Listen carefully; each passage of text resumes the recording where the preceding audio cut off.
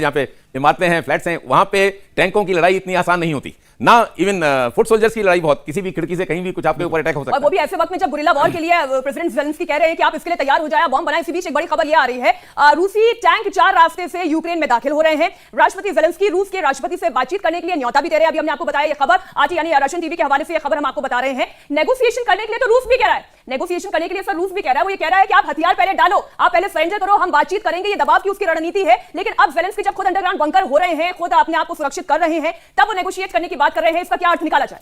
जब उनको समय दिया गया था उस वक्त ये सब एक तरह का बहुत बराबरो दिखा रहे थे। इन सबको किसी को हिम्मत नहीं थी। किसके दम पर? अमेरिका के दम पे, नेटो के दम पे। ये सब सोच रहे थे कि अमेरिका हमको बचा लेगा, लेकिन इन्होंने एक रूस की एक तो ताकत और दूसरा जो पुतिन का जो एक मेंटल वो है वो नहीं रीड किया। वॉर में हम लोग हमेशा कमांडर्स जो हमारे अपोजिट कमांडर्स होते हैं उनकी क्या साइकोलॉजी है वो बड़ी खबर आ रही है। रूस ने कीव पर एयर स्ट्राइक फिर से शुरू कर दी है। 10 सेकंड पहले का ये वीडियो है। कीव पर रूस की जबरदस्त बमबारी चल रही है। रूसी मीडिया का दावा है कि जेलेंस्की बंकर में छिप गए हैं। तो जो बात वेस्टर्न मीडिया की तरफ से कही जा रही थी वही बात अब रूसी मीडिया की तरफ से कही जा रही है। और 10 सेकंड पहले का एक वीडियो आपको दिखाने जा रहे हैं किस तरीके से एक बार फिर ऑफेंसिव को बढ़ाया गया है और ये विनाश की तस्वीर जो बात कह रहे हैं ना पवन, और वही अगर आप इसे दूसरा पक्ष यानी सोशल मीडिया पर जाकर यूक्रेनियन पोस्ट देखेंगे तो ये कह रहे हैं कि देखिए हमारे प्रेसिडेंट ने तो आर्मी गियर पहन लिया, हम लड़ाई लड़ने के लिए मैदान में उतरे हैं और ये प्रेसिडेंट की ताकत है। ये तस्वीरें लेकिन कुछ कहती हैं, ये तस्वीरें इन तस्वीरों के जरिए खतरा बढ़ता हुआ नजर आ रहा है उन आम सिविलियंस पर जो इस वक्त कुछ नहीं कर सकते। वो आम सिविलियंस जो इस वक्त घरों में हैं, एक तरफ जो ये एयर स्ट्राइक हो रहे हैं, मिसाइल अटैक हो रहे हैं, वो अब रेजिडेंशियल एरियाज में डैमेज पहुंचा रहे हैं। और ये तस्वीर वाकई खौफनाक है। ये ब्लास्ट की तस्वीर से मैं बता सकते हैं कि लग रहा है कि जहां पर ये ब्लास्ट हुआ है ये टारगेटेड अटैक था, एयर स्ट्राइक था। और यहां पर या तो ऑयल डिपो रहा होगा या तो फिर यहां पर कोई आर्म्स डिपो रहा होगा जिसको उन्होंने टारगेट किया है। क्योंकि इसके बाद जो ब्लास्ट होता है, ब्लास्ट के आपसे ब्लास्ट से पता कर सकते हैं कि आखिरकार वहां पर किस तरह के मटेरियल होंगे जो ब्लास्ट में नजर आते हैं।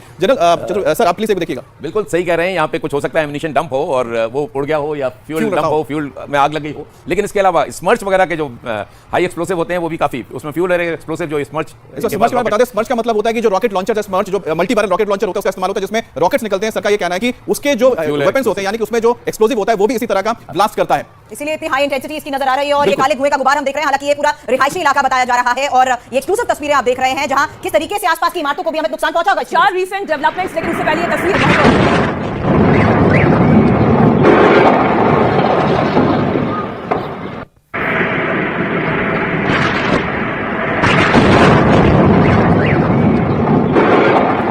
एडमिनिस्ट्रेटिव ब्लॉक ही लग रहा है। और इसमें देखिए जो इंपैक्ट होता है, पहले वहां पर थोड़ा सा ब्लास्ट होता है यानी कि इंपैक्ट किया, इंपैक्ट होने के बाद ये ब्लास्ट होता है। तो शायद इसकी वजह से हो सकता है कि सर ये कोई डिपो लग रहा है कि जहां पर बाद में हो सकता है दूसरा पेनिट्रेशन के कुछ देर बाद एक्सप्लोड होते हैं, यानी कि कोई डिफेंस ब्लॉक रहा है। हां वो तो पॉसिबिलिटीज आती है। और जब इतनी हाई इंटेंसिटी का ब्लास्ट होता है तो एक शॉक वेव भी निकलती है। कितने दायरे में वो शॉक वेव महसूस की जा सकती है, इंपैक्ट होता है जो सिविलियंस भी उसके दायरे में आ सकते हैं। शॉक वेव बहुत ज्यादा दूर तक जाती है, कान फट सकते हैं। और उसके अलावा जो हीट प्रोड्यूस होती है और फ्लैश से आइस पे इफेक्ट पड़ता है, हीट से आपको जलने में कहीं भी बॉडी का पार्ट जल सकता है। सर लेकिन अभी का सिनेरियो क्या दिखा रहा है? क्योंकि कुछ देर पहले पवन हमने देखा यहाँ पर ठीक में ही सायरन्स बजा दिए गए थे, वो एक अलार्मिंग सायरन्स होते हैं और उसके बाद इस तरह क्या तो बिल्कुल जो सायरन हम बता रहे थे कि सायरन बजाया जा रहा है, वहां पर आपको इमरजेंसी सायरन बजा के बताया जा रहा है कि एयर अटैक हो सकता है। देखिए एयर अटैक हो गया है, इसका मतलब साफ सी बात है या तो यहां पर इस्तेमाल किया, सर आप जो बता रहे हैं ये मिसाइल भी हो सकती है, जो हम बैलिस्टिक मिसाइल की बात करें मीडियम रेंज जी वो भी हो सकती है, वो दूर से स्कंदर मिसाइल वगैरह फायर हो सकती हैं। और स्मर्च मैं ज्यादा समझता हूं क्योंकि स्मर्च एक तो रशिया के पास बहुत ज्यादा क्वांटिटीज में है और बहुत लंबी रेंज के 120 किलोमीटर तक फायर कर सकता है। इंडिया के पास रिसेंट अपडेट्स हम दर्शकों के सामने रख दें। रूस के मिलरोव एयरबेस पर यूक्रेन ने बैलिस्टिक मिसाइल से हमला किया है, ये हमने आपको अपडेट बताया।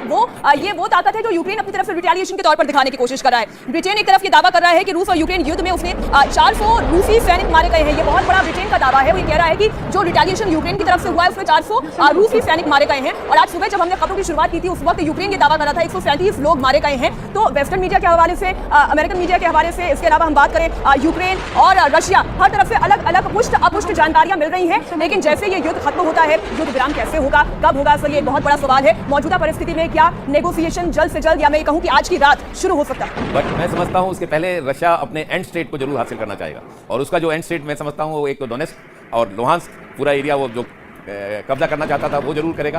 कीव और खार्किव इन दोनों पे अच्छी तरह से उसका कब्जा होगा और जो ओडिशा पोर्ट है वहां पे बिल्कुल सिक्योर कर लेगा। ये करने के बाद वो जरूर करेगा। उसके लिए मैं समझता हूं कि 2 दिन का समय लग सकता है। ये इशारा दे रहे हैं कि अभी पूरी तरीके से कब्जा नहीं है क्योंकि गुरिल्ला वॉर अभी भी जारी है। छोटी-छोटी टुकड़ियों में यूक्रेनी सेना जो है वो रूस को काउंटर करने की कोशिश कर रही है। अभी ये गुरिल्ला वॉर तो नहीं है, ये तो एक्चुअली कन्वेंशनल वॉर है। क्योंकि ये कब्जे हो चुके हैं, नया एरिया है, कंसोलिडेट कर रही हैं जो रशियन आर्मी है अपने आप को, पूरा एरिया को सिक्योर करे, उसमें टाइम लगता है। तो ये वो फेज है। सर एक सवाल ये भी है कि आखिर एंड गेम है क्या? ये जो मेरा विषय है, क्या यूक्रेन को अपने इलाके में शामिल करना एंड गेम है, तख्ता पलट एंड गेम है, या पुतिन का माइंड रीड करना भी मुश्किल है? हम सबका ये स्पेकुलेशन हो सकता है। जो मेरा अप्रिसिएशन है, आई डोंट थिंक कि वो यूक्रेन पे कब्जा करना चाहता है, लेकिन वो यूक्रेन में एक ऐसी रिजीम को चाहता है जो रशिया की सुने, ना कि नाटो की सुने। तो वो जेलेंस्की को तो जरूर बदलाव चाहेगा। एक और तस्वीर इस वक्त वॉर जोन से आ रही है, जो अब से थोड़ी देर पहले हमने आपके सामने रखी। ये चिंताओं को बढ़ाने वाली तस्वीर। युद्ध में ये जरूर है कि हर तरफ से नुकसान होता है, लेकिन जो सबसे बड़ी नुकसान है जिसकी भरपाई कोई नहीं कर सकता, आपके रिहायशी इलाके तबाह हो जाते हैं, आप आम लोगों का जनजीवन बर्बाद हो जाता है। अब कोरोना जैसी महामारी से पूरा विश्व पहले ही एक युद्ध लड़ रहा था, किसी तरीके से इकोनॉमिकल सिचुएशन जो है वो ओवरकम कर रही थी, और ऐसे में एक युद्ध थोप देना, अब इसके पीछे जिम्मेदार रूस है, जिम्मेदार यूक्रेन है। बाद में इसका निष्कर्ष निकाला जाएगा, या अमेरिका की वजह से युद्ध में आज दो देश चले गए हैं। डोमिनेंस किसकी कितनी है सर, लेकिन इतना जरूर है कि आज जो सबसे ज्यादा पिछड़ा है वो यूक्रेनियन पॉपुलेशन वहां के नाम पे। सर जो हम देख रहे हैं एक बार, क्योंकि हम लगातार विजुअल दिखाए जा रहे हैं, एक तरफ हमें दिखाया किस तरह से एक रॉकेट अटैक हुआ, मिसाइल अटैक हुआ, दूसरी तरफ हम देख रहे हैं कि किस तरह डॉग फाइट हो रही है। इन दोनों चीजों को देख के आप बताएं कि फिलहाल जो ग्राउंड पे जो कमांडर्स होते हैं, जो भी फोर्सेस के हैं, उनका अच्छा एक और बड़ी खबर आ रही है। पुतिन ने शी जिनपिंग से बात की है, पुतिन ने शी जिनपिंग से बात की है, चाइना के राष्ट्रपति से बात की है, राष्ट्रपति व्लादिमीर पुतिन ने। और आपको बता दें कि पुतिन और शी जिनपिंग इन दोनों देशों के बीच जो ये बातचीत हुई है, ठीक उससे पहले हो रही है जब यूनाइटेड नेशन सिक्योरिटी काउंसिल में मीटिंग होने जा रही है, बैठक होने जा रही है, और वहां पर देखना होगा कि चीन का रवैया क्या होता है। क्योंकि एक और इसमें केस हो सकता है, दरअसल शी जिनपिंग अपने नागरिकों की भी सुरक्षित वापसी चाहते हैं, और उसके लिए वो भी अपने प्लेन्स को आगे बढ़ाना चाहते हैं। ऐसे में वो अपने काउंटर पार्ट से बात करेंगे, पुतिन से वो चर्चा करेंगे। लेकिन सर जैसा अमित ने कहा कि यूएनएससी की बैठक से पहले ये बातचीत हो रही है, अमेरिका कतई नहीं चाहेगा कि रूस और चीन, जिनके पहले से ही इंटरनेशनल टाइज मजबूत है, वो और ज्यादा नजदीक आए। इस ऐसी स्थिति में चीन और रशिया की बातचीत को आप कैसे असेस करते हैं? मैं समझता हूं जो अमित कह रहे थे वो ज्यादा लाइकलिहुड है, क्योंकि आज शाम को यूएन सिक्योरिटी काउंसिल की मीटिंग, और आज ये समझा जा रहा है कि शायद रशिया को यूएन सिक्योरिटी काउंसिल से बाहर करने का मुद्दा उठाया जाए। इस सिचुएशन में जब रशिया खुद प्रेसिडेंट है, yes that is the likelihood. और अगर ऐसा है तो उन्होंने अपना जो दमखम बनाने के लिए है उसको मजबूत करने के लिए अब अपने लोगों से बात कर रहे हैं। वो ये पॉसिबिलिटी है, क्योंकि टोटल जो 5 में अगर केवल अपने लोगों को निकालने के लिए, तो वो छोटे लेवल पे उनके फॉरेन मिनिस्टर भी बात कर सकते थे, फॉरेन सेक्रेटरीज भी बात कर सकते थे। इस लेवल पे बात हो रही है, तो ये जरा सीरियस मामला। ये बातचीत इस वक्त बहुत जरूरी भी है, क्योंकि कल भी जब प्रधानमंत्री नरेंद्र मोदी से बात हुई थी, उनकी तरफ से भी यही अपील की गई थी, नेगोशिएशंस की जानी चाहिए और एक डायलॉग होना बहुत जरूरी है। और जो अभी जानकारी निकल कर आ रही है उसके अनुसार चीनी राष्ट्रपति ने रूस के राष्ट्रपति से जो बात की है, उसमें बातचीत से मसले को सुलझाने की सलाह दी है। शी जिनपिंग ने रूस को यूक्रेन से बातचीत कर मसले को हल करने का सलाह दिया है। ये कूटनीतिक डिप्लोमेटिक ब्रीफिंग है, इससे ज्यादा कुछ नहीं। अब दोनों के बीच में क्या वार्ता हुई है, ये तो डेफिनेटली बाहर उस तरह से नहीं आएगी। लेकिन चीन का रुख क्या हो सकता है सर? चीन का रुख जो दिखाने का है, वो तो बिल्कुल वो जो उन्होंने बोला है कि मैं कोशिश कर रहा हूं उसको नेगोशिएशन टेबल पे लाने की, लेकिन अंदरूनी जरूर चीन और रूस एक साथ हैं इस बार, और उन्हें पूरा एक दूसरे उसे मालूम है कि अगर रूस के अगेंस्ट कुछ जब चीन ताइवान में दखलंदाजी करता है, रूस कुछ नहीं कहता। रूस आज जब यूक्रेन में दखलंदाजी कर रहा है, तो चीन कैसे बोलेगा? बिल्कुल, it helps each other, they are helping each other, और दोनों एक दूसरे के साथ हैं। और काफी कुछ ऐसी चीजें हैं जो हम आपको किसी को नहीं मालूम, जो कॉन्फिडेंशियली सबसे बड़ी बात यह है सर कि रूस को किसी बात का कोई खौफ नहीं है, रूस को उस आर्थिक पाबंदियों का भी कोई खौफ नहीं है जिसे हम कहें कि आधी अधूरी है। लेकिन इस बीच एक और बड़ी खबर बता दें कि यूक्रेन में अब आम लोगों को मशीन गन और राइफल भी बांटी जा रही है। तस्वीरें आपके सामने।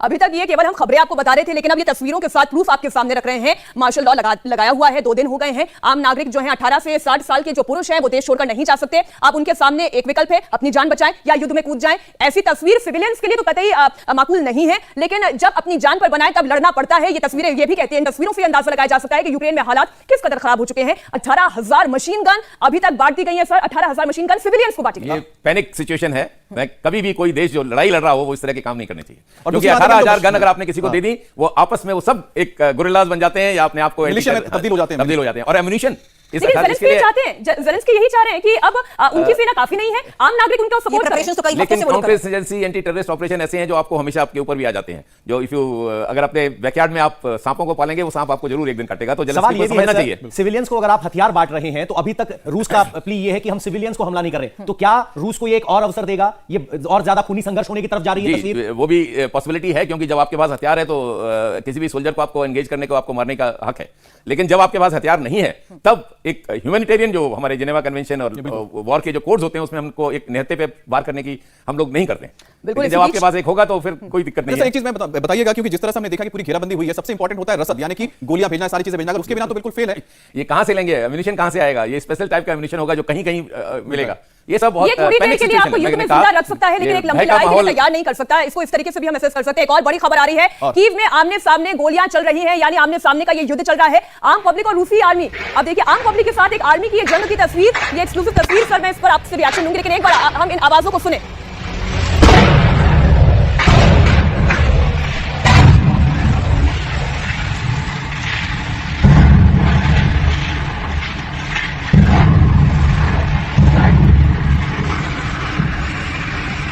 पब्लिक और रूसी आर्मी के बीच की लड़ाई का ये वीडियो हमारे सामने है सर। ये कितना बड़ा नुकसान पहुंचा सकते हैं और किस तरीके से अब हालात वहां पर बनते जा रहे हैं। एक छोटी सी बात इसी में ऐड करके आप जवाब दीजिएगा। ऐसा लगता है कि जैसे रूसी आर्मी के सामने अब यूक्रेनियन नागरिक आत्मसम्मान की लड़ाई लड़ रहे हैं। वो भी दैट इज द पॉसिबिलिटी कि लोग अपने देश के लिए सर्वोच्च न्यौछावर करने के लिए तैयार होते हैं, लेकिन वो ऐसा मेरे को लगता नहीं है। वो अगर होता तो इसी तरह से लड़ाई लड़ते। ये तो लोग बांट रहे हैं उनको हथियार, और हथियार देके वो उनको एंगेज करेंगे। मैं नहीं समझता ये बहुत गलत। सरेंडर कर सकते थे, सिविलियन इनकार कर सकते थे, वो खुद हथियार उठा रहे हैं। कैसे इनकार करें जब मार्शल लॉ लगा हुआ है? मार्शल लॉ लगा हुआ है। राष्ट्रपति ज़ेलेंस्की खुद ये जानते थे कि ये हालात बन सकते हैं, इसलिए वो खुद अपने संबोधन में लोगों को एड्रेस करते हुए भी हथियार उठाने की बात कहते नजर आए थे। सर, इस वीडियो में जो आवाजें सुनाई दे रही हैं, आपने जो आवाजें सुनी वो मशीन गन की नहीं है, उससे ज्यादा हैवी आर्टिलरी यूज की जा रही है। टैंक्स और गन्स की हैं। बिल्कुल, ये आवाजें आपने जो सुनी वो टैंक्स और गन्स की हैं, और हो सकता है टैंक का anti tank engagement, tank to tank engagement चल रहा हो उधर। और सर बीएमपी में जो गन्स होते हैं आई थिंक वो करीब बीएमपी का भी करीब 2000 के किलोमीटर तक जाता है, 2 किलोमीटर तक जाता है, और इसी तरह से टैंक्स का 4.5 किलोमीटर तक दे कैन फायर। कुछ लेटेस्ट डेवलपमेंट्स एक बार हम दर्शकों के सामने रख दें और फिर चर्चा को फिर आगे बढ़ाएंगे। सिविलियंस को 18,000 मशीन गन्स बांटी गई हैं। राष्ट्रपति ज़ेलेंस्की की बात करें तो इस वक्त वो खुद कॉम्बैट यूनिफॉर्म में है, बंकर में उन्हें सुरक्षित रखा गया है। बहुत सारे यूक्रेनियन सिविलियंस कुछ युद्ध में जा रहे हैं, कुछ अपनी जान बचाने के लिए मेट्रो में शरण लिए हुए हैं, अंडरग्राउंड बंकर्स में शरण लिए हुए हैं। कई लोग जो देश छोड़कर जाना चाहते हैं, रोड ट्रांसपोर्ट का बहुत ज्यादा विकल्प उनके सामने इसलिए नहीं है क्योंकि लगातार एयर स्ट्राइक हो रही है, और इस एयर स्ट्राइक में जाने भी जा सकती हैं, इसलिए उनके पास भी या तो वो पोलैंड जा सकते हैं, लेकिन जाएं तो जाएं कैसे? एक बहुत बड़ा ये अगर हम कहें कि सिविल संकट खड़ा हो गया है। रूसी सेना कीव में तेजी से आगे बढ़ रही है। बड़ी खबर, रूसी सैनिकों पर सीसीटीवी से यूक्रेन की सेना नजर रख रही थी। रास्तों में लगे हुए सीसीटीवी कैमरों में रूसी सैनिकों के मूवमेंट कैप्चर हुए। रूसी सेना ने कीव के रास्ते के सभी सीसीटीवी कैमरे अब अपने कब्जे में ले लिए हैं, और आगे बढ़ती हुई रशियन आर्मी कैमरों को नीचे गिराती चल रही है, उनसे छिपते हुए आगे बढ़ती चल रही है, जिसकी एक तस्वीर इस वक्त हम आपके सामने रख रहे हैं। तो इस तस्वीर में आप देख सकते हैं कि किस तरह से जो कैमरा है उसका जो आप देख सकते हैं कि फोकस था वो रोड पर था। कौन सी गाड़ियां जा रही है, देखिए गाड़ियां जा रही है, आप देख पा रहे हैं। अब देखिए वहां पर जो सैनिक चढ़ा है रूसी, उसने अब इसको कैमरे को टेढ़ा करके नीचे की तरफ कर दिया, यानी कि कोई भी गाड़ी यहां से पास होगी तो कैमरे में कुछ भी रिकॉर्ड नहीं होगा, यानी कि वो कोई भी एविडेंस नहीं छोड़ना चाहेगा आखिरकार उनका लोकेशन क्या है। सर बिल्कुल आप सही कह रहे हैं, लेकिन ये लॉजिस्टिक्स व्हीकल्स के लिए है बेसिकली। इन्फेंट्री वगैरह तो रोड्स पे कभी नहीं जाएंगी, वो हमेशा आड़ लेकर और अपने ट्रेन का उपयोग करते हुए मूव करेगी। इसी तरह से टैंक भी ऑफ द रोड जाएंगे, लेकिन ये जो लॉजिस्टिक्स की गाड़ियां हैं जो आपका पेट्रोल लेकर आएंगी, आपका खाना पानी ये सब लेकर आएंगे, उनको कोई बर्बाद ना करे, उनकी सेफ्टी के लिए है। लेकिन सर अब तस्वीरें ये साफ बयां कर रही है कि किस तरीके से अब सड़कों पर भी पूरी तरह से रूसी सेना कब्जा कर चुकी है। 9 सीसीटीवी तस्वीरें हमने कुछ देर पहले एक साथ दिखाई थी, साथ ही वो तस्वीरें भी दिखाई थी किस तरीके से एक पूरे रूसी सैनिकों की टीम ने स्पाइस को गाड़ी में जाते हुए बीच सड़क पर भी पकड़ लिया था, और लगातार अब किस तरीके से हर इलाके पर इनका कब्जा बढ़ता जा रहा है, ये इन तस्वीरों के जरिए ही साफ हो रहा है। बिल्कुल देखिए वहां पर एक बिल्कुल साफ हो चुका है कि उन्होंने देखिए बहुत स्ट्रेटेजिकली काम किया है। उनकी फोर्सेस अंदर आ चुकी है, जिनके पास आर्मर्ड व्हीकल्स हैं, उनके पास आर्मामेंट्स हैं, और उनके पास इन्फेंट्री के जवान भी है। अब वो धीरे धीरे क्या कर रहे हैं कि जो रिहायशी इलाके वहां पर एक दो उनके टैंक्स घूमते रहेंगे, जैसे लोग दहशत में रहेंगे, अटैक नहीं करेंगे, और जो मेजर जो कॉलम होगा वो जाके एडमिनिस्ट्रेटिव ब्लॉक में जाके बैठ जाएगा। वहां पर वार्निंग शॉट्स चलेंगे, अगर उन्होंने सरेंडर कर दिया ठीक है, नहीं किया तो कॉन्फ्रंटेशन होगा। जब तक वो यहां पर धीरे धीरे इन्होंने अपने आप को पोजीशन कर लिया। अब पीछे से देखिए हमने दिखाया था कि बेलारूस से कितनी बड़ी तादाद में फोर्सेस आ रही है, और उनके पास जो लॉजिस्टिक हमने देखा, क्योंकि अब जो आएंगे इन्फेंट्री आगे बढ़ रही है। तो पीछे जो लॉजिस्टिक हम देख रहे थे मीनाक्षी, याद है हमने देखा कि किस तरह से बड़े-बड़े ट्रक्स हैं, उनके पास मल्टीपल रॉकेट लॉन्चर्स है, वो जो बढ़ रहे हैं उनका ये काम होगा कि इन्होंने जो कब्जा कर रखा है इनको पीछे से रिइंफोर्समेंट करना। सर यही स्ट्रेटजी। बिल्कुल सही बोला आपने। ये जो चीजें हैं जो बेसिकली अर्बन एरियाज हैं जहां पे लोग रह रहे हैं, उनको तो वो एकदम इंसर्कल करके अपना गार्ड लगा देंगे, उनको मूवमेंट बाहर नहीं करने देंगे। बाकी जो इनके टैक्टिकल एरियाज हैं, जहां पे उनके कमांड कंट्रोल के सिस्टम्स हैं, जहां पे इनके हेडक्वार्टर्स हैं, उन जगहों को वो कैप्चर करेंगे और वहां पे बमबारी करेंगे। और क्योंकि ये जो सिविलियन एरियाज हैं वहां से उनको कोई खतरा नहीं है, उनको तो वो देखभाल करने की कोशिश करेंगे। अल्टीमेटली उनका जो अपनी तरफ उनका जो विश्वास है उनको अपनी तरफ लेने की कोशिश करेंगे। और मैं नहीं समझता कि ज्यादा इन यहाँ के सिविलियंस में और रशियन ट्रूप्स में कोई ज्यादा फर्क है, क्योंकि अल्टीमेटली जो रशियन सिंपैथाइजर हैं, हम इसी पर लगातार चर्चा करते रहेंगे। जो तस्वीरें हैं, ताजा हाल है, वो आपके सामने रखते रहेंगे। इंडिया टीवी पर आप सबसे पहले एक्सक्लूसिव तस्वीरें देख रहे हैं। यूक्रेन युद्ध से जुड़ी हुई हर खबर सबसे पहले इंडिया टीवी पर। फौरन लौट लेंगे छोटे से ब्रेक के बाद एक और वीडियो के साथ।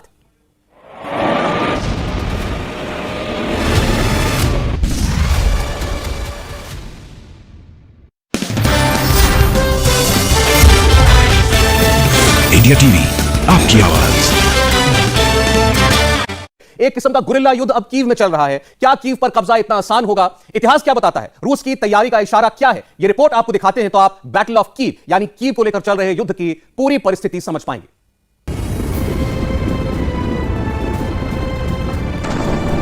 कैपिटल कीव हाथ से गया तो समझो यूक्रेन पुतिन की मुट्ठी में आ गया। बस कुछ घंटे बचे हैं। यूक्रेन की राजधानी रूसी टैंकों से घिरी हुई है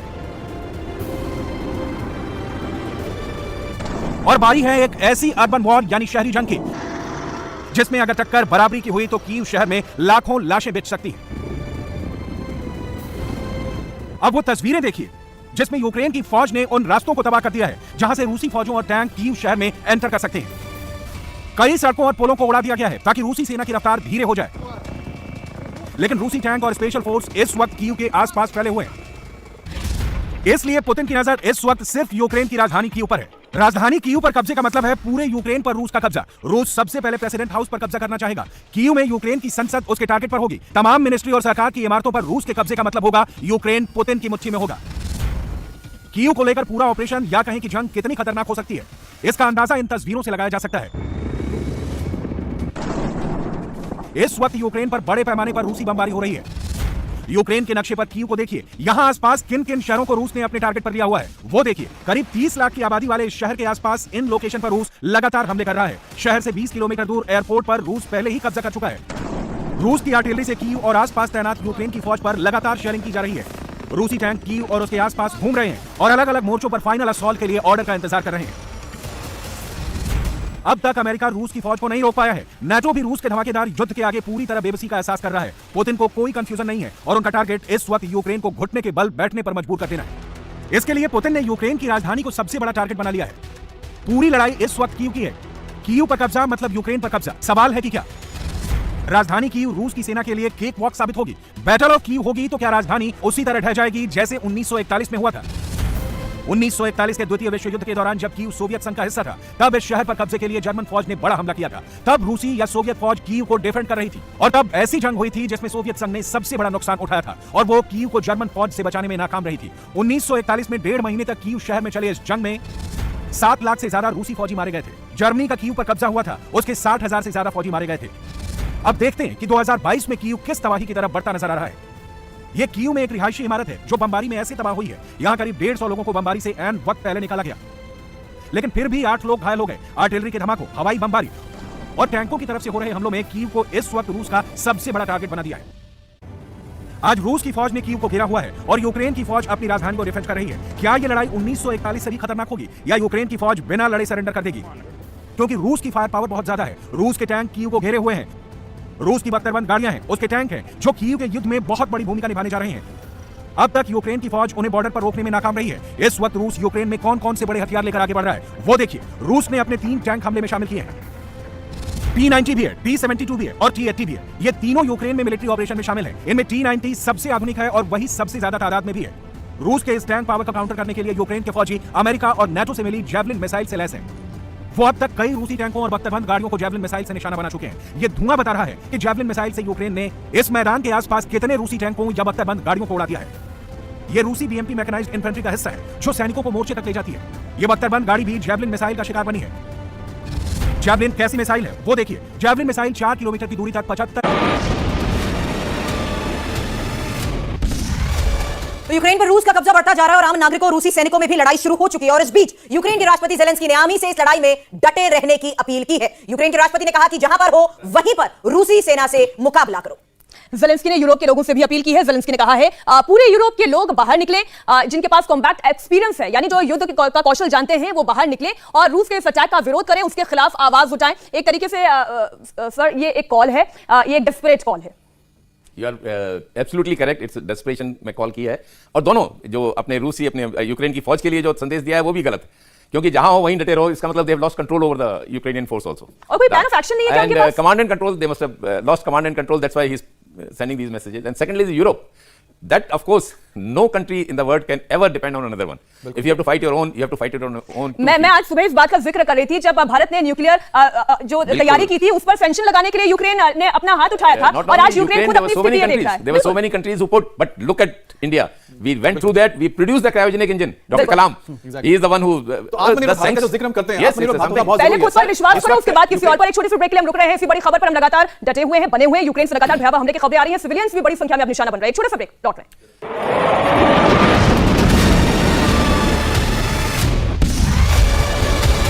साहब ये और बताएं कि जो यूक्रेन और रूस से सटे हुए और देश हैं जिनमें बहुत सारे नेटो मेंबर्स भी हैं, वहां पर नेटो ने अपनी तैयारियां जो हैं वो और मजबूत कर दी हैं, अपनी सैन्य शक्तियां जो है वहां बढ़ा रहे हैं वो। इसके अलावा एक बड़ा ह्यूमैनिटेरियन क्राइसिस भी खड़ा हो